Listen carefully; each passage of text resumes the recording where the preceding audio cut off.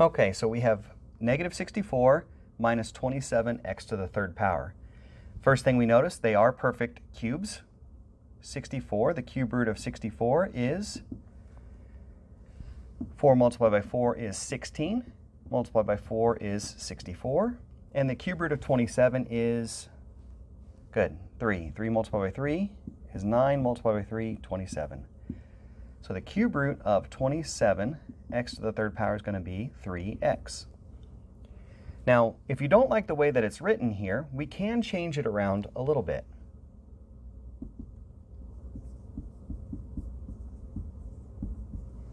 And we can take out a negative 1, if that makes it a little bit easier. Okay, so now we're left with just a nice binomial, and everything is a perfect cube. Okay, so let's go ahead and use our formula. A, B. It's a sum problem right here, so let's use a plus. Same. A squared, opposite, not 2ab, but just an ab, plus b squared. And let's go ahead and substitute our values in. So the cube root, a is going to be actually my first term, so the cube root of 27, x to the third, which is just going to be 3x. And b is going to be the cube root of 64, which is 4. Okay, so follow the formula. A, let's bring down the 3x. B is 4. And again, say it out loud. What is 3x multiplied by 3x? Good, you caught it.